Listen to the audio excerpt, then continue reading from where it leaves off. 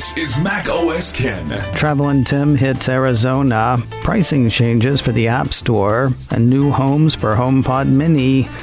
It is Wednesday, the 7th of December, 2022. I'm Ken Ray, and this is news from Mac OS Ken. Brought to you by yours truly and supported by people like you, patrons through Patreon. Find out more and add your support at patreon.com/MacOSKen. Travelin' Tim hit the Grand Canyon State Tuesday.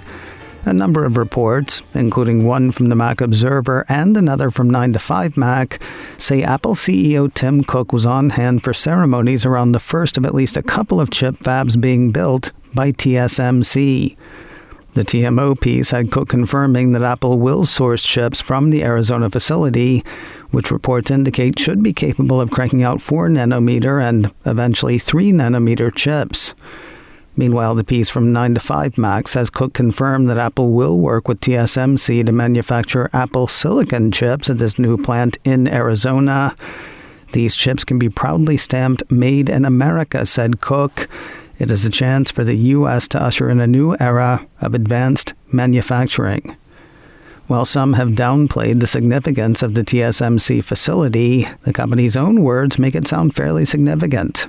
Another piece on the ceremony from Apple Insider had TSMC chairman Dr. Mark Liu saying, "When complete, TSMC Arizona aims to be the greenest semiconductor manufacturing facility in the United States, producing the most advanced semiconductor process technology in the country, enabling next-generation high-performance and low-power computing products for years to come. We are thankful for the continual collaboration that has brought us here, and are pleased to work with our partners in the United States to serve as a base for semiconductor innovation." TSMC's first Arizona factory is expected to go live in 2024. The second, focused specifically on 3nm chips, should be up and running in 2026. Big news for developers Tuesday. Apple has announced not one new App Store price point, not two, not 346, not 571. Okay, there are lots of numbers of new price points they didn't announce. 700-ish. The Mac Observer says Apple on Tuesday announced 700 new price points for the App Store, kind of. The piece breaks those down, saying it includes 600 new defined price points, with an additional 100 higher price points available upon request. This brings the total number of price points available to 900, almost 10 times as many choices as previously available, according to the report. The piece says prices can start as low as 29 cents and go as high as $10,000. 10K is one of those special request price points, by the way. In addition to the new prices, developers are getting more granular control over price increases. You know that thing where sometimes Apple updates prices in certain regions based on changes in taxes and foreign exchange rates? Yes, starting sometime next year, TMO says developers with paid apps and in-app purchases will be able to set local territory pricing, which will not be impacted by automatic price adjustments.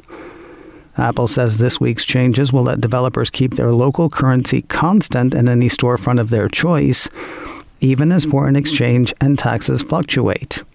As an example, says the company, a Japanese game developer who gets most of their business from Japanese customers can set their price for the Japan storefront and have their prices outside of the country update as foreign exchange and tax rates change. Big news today, but don't go looking for those 29-cent apps anytime soon.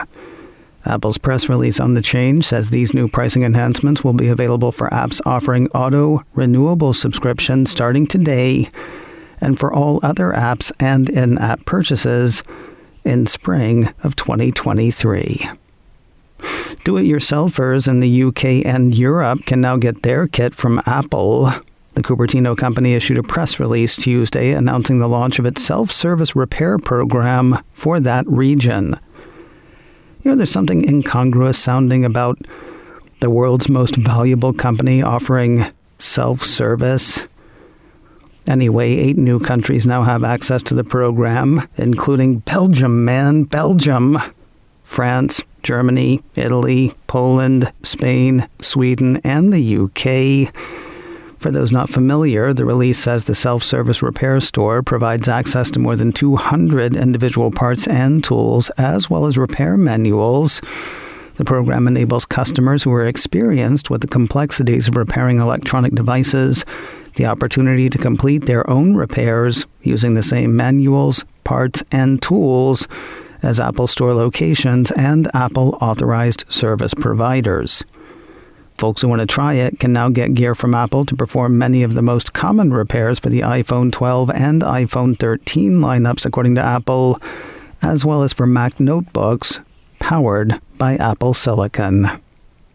HomePod Mini can call new countries home soon.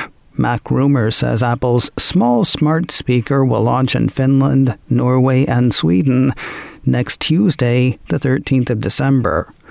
A little less than a week later, Monday the 19th, the same piece says it'll land in South Africa. And then Denmark will take some time. A separate MacRumors report says Apple has updated its Danish regional store. That shows HomePod Mini hitting that country in the spring of 2023. The news is kind of surprising. The piece says people had expected Denmark to get the device along with Finland, Norway, and Sweden. The piece says that expectation was based on the fact that Siri on HomePod was updated earlier this year to support those countries' respective languages. It was a big day for press releases for Apple on Tuesday. There was one for the App Store changes, one for the DIY crew in Europe, regional releases for the HomePod Mini announcements, and one good for a song. Or all the songs. On the last one, Apple's press release announced the upcoming arrival of Apple Music Sing. It's like a karaoke machine, but without the machine and without the discs. According to the release, the service will let users sing along to their favorite songs with adjustable vocals and real-time lyrics. Real-time lyrics they've already got. It's the adjustable vocals that make it a thing. With adjustable, though not removable vocals, the company says users now have control over a song's vocal levels. They can sing with the original artist vocals, take the lead, or mix it up on millions of songs in the Apple Music catalog. Lyrics do also get a bit granular. According to the release, real-time lyrics let users sing along to their favorite songs with animated lyrics that dance to the rhythm of the vocals. Lyrics for background vocals can animate independently from the main vocals to make it easier for users to follow. And there's a duet view where Gwyneth Paltrow and Huey Lewis sing everything. I'm sorry, that's duets. In duet view, Apple says multiple vocalists show on opposite sides of the screen to make duets or multi-singer tracks easy to sing along to. In addition to the various modes, the piece says Apple Music will feature 50-plus playlists dedicated to the Sing thing. These are epic songs, duets, choruses, and anthems fully optimized for the Apple Music Sing experience. Apple Music Sing will go live sometime this month. Apple says it'll work on compatible iPhone and iPad models as well as the new Apple TV 4K, which is not overly helpful. For overly helpful, we turn to MacRumors. That site says compatible iPhones include iPhone 11 or later. Compatible iPads include the third-generation iPad Pro or later. And they are not kidding about the new Apple TV 4K. They mean the one announced in the fall and powered by the A15. You know, between the thread support confusion and now this music thing, Apple TV 4K differentiation is kind of starting to look messy. And finally today, news of a few award nominations for Apple TV Plus. Apple Insider says the Gary Oldman-led spy series Slow Horses has been nominated for a Writers Guild of Great Britain award. 14 awards will be handed out across categories covering TV, film, radio, theater, novels, and video games. Among the 42 nominees is Will Smith, not that one. This one is probably best known for his work on the series Veep. He is also nominated for Best Long-Form TV Drama for his Slow Horses episode, Failure's Contagious. That was the first episode of the first season of the series. Apple Insider says winners will be announced on the 16th of January. If you want to see the work for which Smith was nominated, all of Season 1 of Slow Horses is available to stream now on Apple TV+, with the first 2 of the second season's 6 episodes available as well. Back on this side of the pond, a piece from Apple Insider says the Cupertino streamer has picked up 10 Critics' Choice Awards nominations, with series and individual performers up for nods. According to the piece, both Severance and Bad Sisters have been nominated for Best Drama Series, while both Pachinko and Tehran have been nominated for Best Foreign Language Series. On the performance side, Adam Scott is up for Best Actor in a Drama Series for his part in Severance. Sharon Horgan is up for Best Actress in a Drama Series for Bad Sisters. Both Ray Liotta and Paul Walter Hauser are up for Best Supporting Actor in a Limited Series or TV Movie for Blackbird. Dominique Fishback is up for Best Supporting Actress in a Limited Series or TV Movie for The Last Days of Ptolemy Gray. And Samuel L. Jackson is up for Best Actor in a Limited Series or TV Movie for The Last Days of Ptolemy Gray. Winners of the 28th Annual Critics' Choice Awards will be announced on Sunday, the 15th of January. Today on the Mac Observer's Daily Observations podcast, longtime Apple podcaster and longtime friend Adam Christensen will be by with his take on Apple's App Store changes for developers.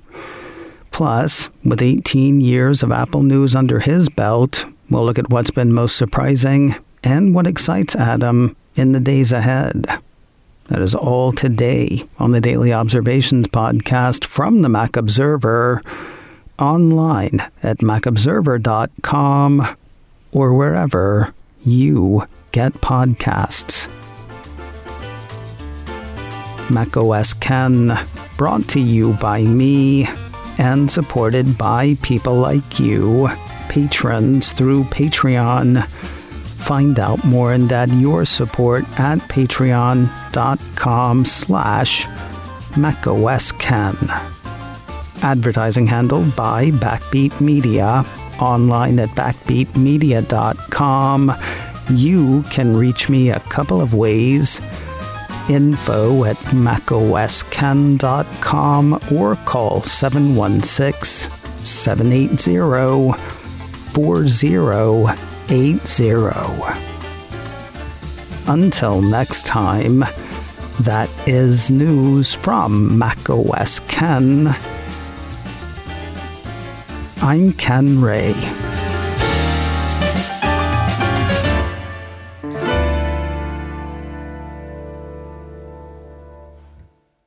Ciao.